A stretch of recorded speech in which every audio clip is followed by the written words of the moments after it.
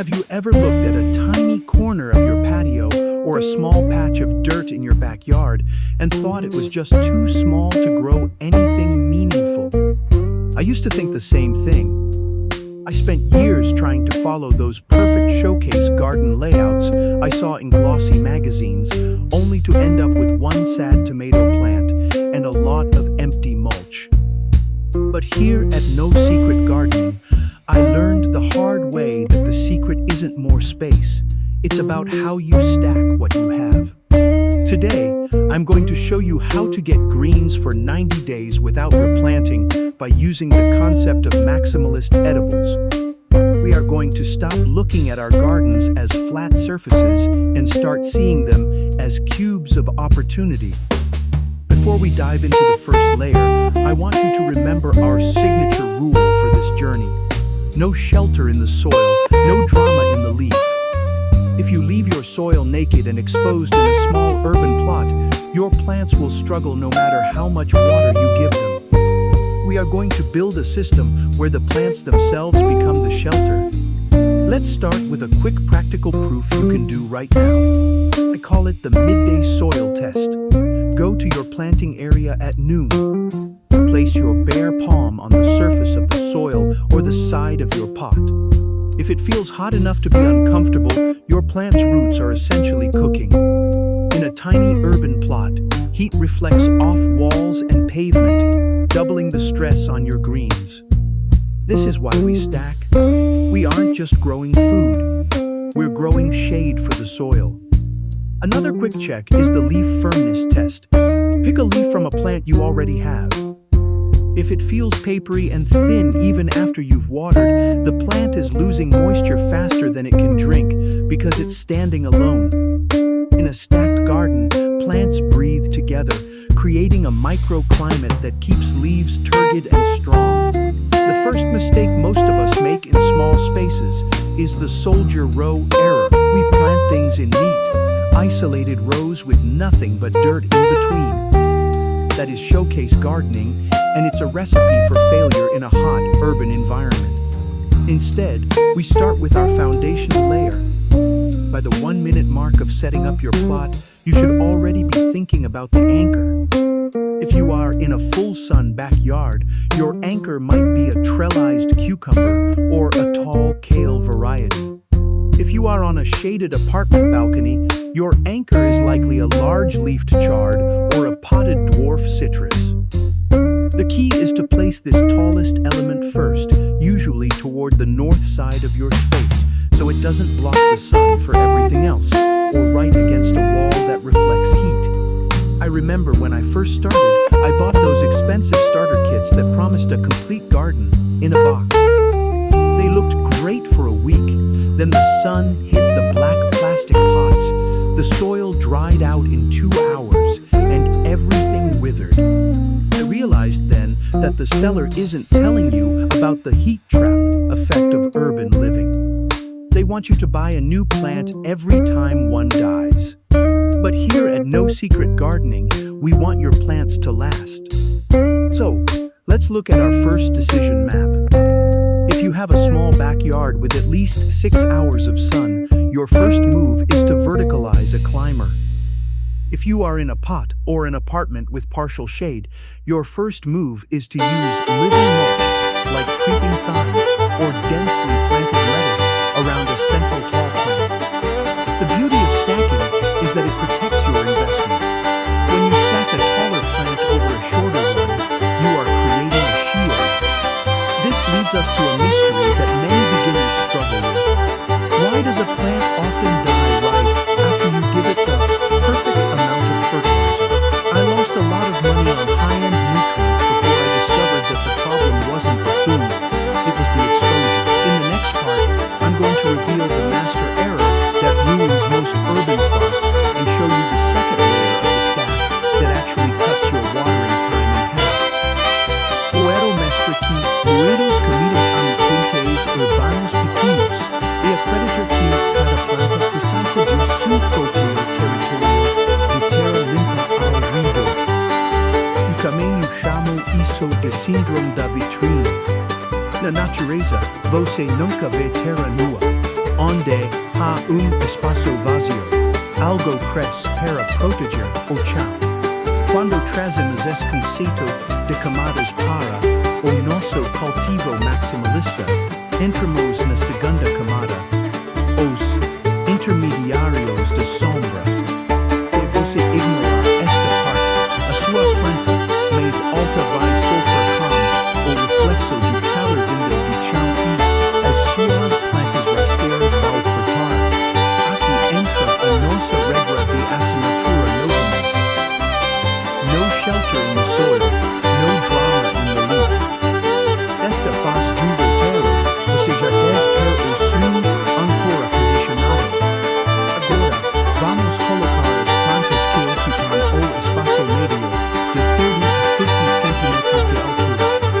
Pense em manjericão, pimentas ou até mesmo flores comestíveis como capuchinhos. O segredo aqui não é apenas a cor height, mas a arquitetura. Vamos fazer uma prova prática rápida, o teste de umidade dos 3 dedos. Em vaso ou canteiro comum, água evapora em poucas horas sob o sol forte. Mas, em sistema empilhado, eu quero que você entre 3 dedos no solo, entre as plantas. Mesmo ao meio-dia, o solo deve estar fresco e úmido ao toque. Se você sentir o solo seco ou quente é essa profundidade, significa que a sua densidade de camadas ainda está baixa.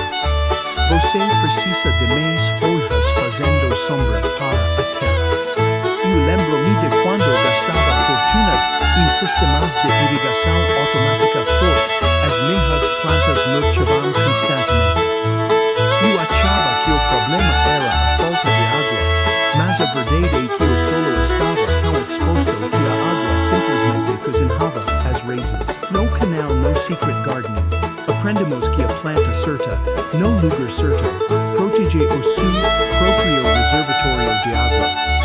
Para quem está a cultivar em apartamentos e varandas, o mapa de decisão aqui é simples. Se o seu vaso recebe sol direto apenas na parte da manhã, você pode usar ervas mais macias como salsa e coentro para preencher o meio da camada. Se a sua varanda é forno de sol à tarde, os seus intermediários precisam de ser mais resistentes, como o alecrim ou a salvia, que aguentam o calor enquanto protegem a base de uma planta meia. Ajuste cego, que mata medos resultados e a circulação de ar. Como estamos a plantar de forma densa e maximalista, você pode pensar, isso não vai gerar fungos. Geralmente, em ambientes urbanos, o vento é canalizado entre os prédios, o que pode cessar as plantas rapidamente. O empilhamento cria bolsão de umidade benéfica. No entanto, a regra de ouro aqui é nunca de usar água parada nos pratinhos. Se usa vasos, certifique-se de que estão sempre bem drenados. Nada de poças. No fundo, ou você atrairá problemas que não queremos. O que os vendedores não lhe dizem quando oferecem aquelas prateleiras de roda prontas é que as plantas no topo muitas vezes gotejam água excessiva para as de baixo ou bloqueiam totalmente a luz das vizinhas. No nosso método de camadas, nós desenhamos declive de luz. A planta que mais precisa de sol fica no topo ao atrás, e as que preferem luz filtrada ficam logo abaixo da saia da planta meia. Esta técnica de esconder a terra com comida é o que permite colher verdes por 90 dias. Enquanto você colhe as folhas externas da base, o centro continua protegido e fresco, regenerando-se sem o stress do sol direto no colo. É uma economia real de tempo e dinheiro. Mas há algo que pode deitar tudo a perder, e não aconteece nas raízes quando tentamos misturar plantas que não falam a mesma língua. Eu perdi muitas colheitas até descobrir que existe uma camada invisível, a camada zero, que sustenta todo este prédio verde. No próximo passo, vou mostrar como gerir o que acontece debaixo da terra e introduzir o mapa de decisão de substrato, que vai mudar o jogo para quem tem pouco espaço. O segredo não está no que você vê, mas no que eu vou mostrar agora. Agora que já temos a nossa planta ancora e os intermediários protegendo o meio do caminho, chegamos à camada zero. Esta é a fundação invisível que sustenta todo o nosso prédio verde no canal no Secret Gardening. O grande erro que vejo em quintais pequenos é as pessoas tentarem colocar 10 plantas num vaso e esperarem que o mesmo punhado de terra alimente toda. No cultivo maximalista, a densidade de raízes é tão alta quanto a de folhas, e se o seu solo for pobre, o sistema colapsa em semanas. Aqui está a nossa regra de assinatura para fixar. Se o solo está a ferver, a folha sofre mesmo com água. Não adianta regar o topo se a base é deserto de nutrientes. Para garantir que o seu empilhamento funcione, precisamos de solo que seja uma esponja, não tijolo. No ambiente urbano, o solo tende a compactar muito rápido devido à poluição e ao calor refletido das paredes. Vamos à prova prática. O teste do broto em 7 dias. Se você plantou algo e em uma semana ele não deu sinal de nova vida, ou a cor mudou para verde pálido, o seu solo está morto ou sem oxigênio.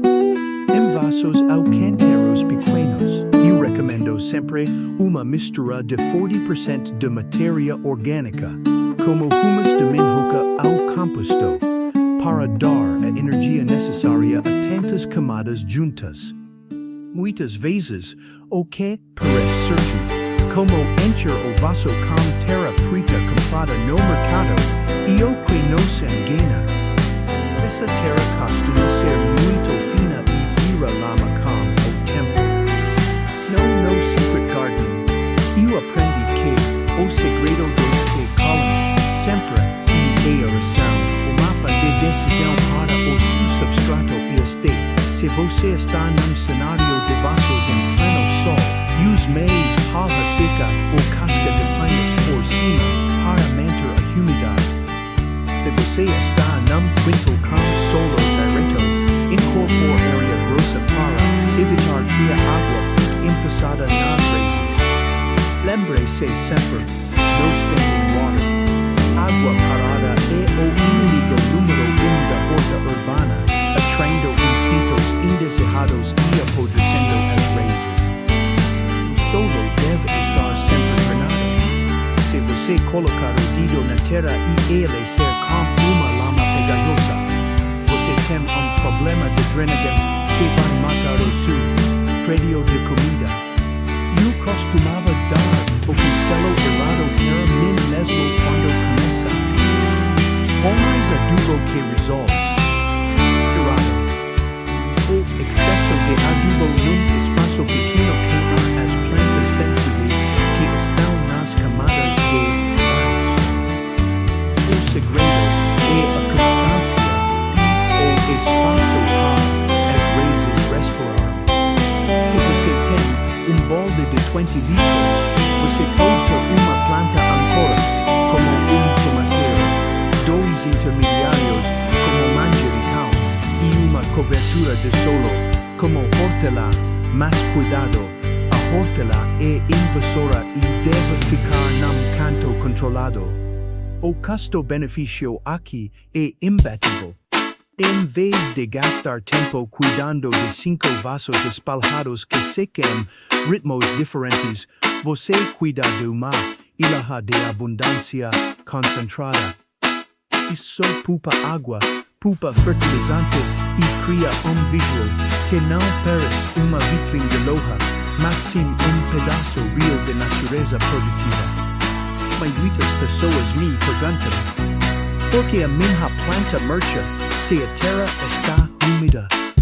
Geralmente, e porque as raízes estão a lutar por oxigênio ao porque a planta de cima está a roubar tudo o nitrogênio. Por isso, a rotação de camadas é vital. Se corre o intermediário, muda a espécie na próxima vez. Agora, o ajuste de luz e solo que muda tudo está a chegar. Como sabemos o nosso mapa de decisão está a funcionar na prática ao longo das semanas. Existe sinal visual claro que a planta não está antes de morrer, e eu vou revelar esse segredo no fechamento. A planta mais resistente da lista, aquela que aguenta quase tudo, eu deixei para o final por motivo especial. Vamos descobrir como fechar este ciclo e transformar o seu pequeno espaço numa fonte inesgotável de alimento. Chegamos ao topo do nosso edifício verde e, para fechar com chave de ouro, precisamos falar da camada que muitos ignoram, os cascudos da resistência. Lembra que eu disse que a planta mais forte fica para o final? Estou a falar da batata do rei ou de variedades de espinafres trepadores. Estas plantas são os verdadeiros guarda-costas do seu quintal urbano. Se o sol estiver de rachar, elas aguentam. Se você esquecer de regar dia, elas perdoam. Elas formam a pele do seu sistema maximalista. Vamos recapitular o nosso mapa de decisão por ambiente. Para que você não amanhecido. Sol pleno o dia todo. Use o milho ou o quiabo como ancora. Canetas como intermediário e batadores como cobertura, camada zero. Cambia partial e varanda. Use cube ou chuchu, entrelaça, como ancora. Manjericão ou salsinha como intermediários e alface densa como cobertura. Vasos pequenos, pé de tomate cereja, ancora, manjericão, intermediário e tomilho rasteiro, cobertura. Aqui está o seu checklist final desta nave sucesso. Para saber se o seu empreendimento está a funcionar. Primeiro, a cor das folhas deve ser rum verde profundo, não amarelado. Segundo, ao afastar as folhas da base, você deve sentir ar fresco sendo dali, como se tivesse micro-ar-condicionado natural. E terceiro, a terra não deve formar uma crosta dura. Ela deve estar sempre fofa graças à sombra das plantas.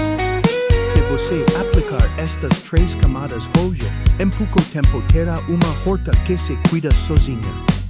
No canal, no secret gardening, o meu objetivo é vos de gastar dinheiro com mudas que moram em uma semana e começa colher a paz de espírito que só quinto produtivo traz. Lembre-se sempre, no standing water e sempre bem drenado para evitar mosquitos e raízes podres.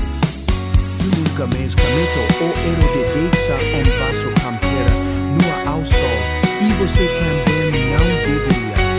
Essa proteção mútua entre as plantas é ok, garante que você terá comida fresca por 90 dias ou mais sem precisar recomeçar do zero.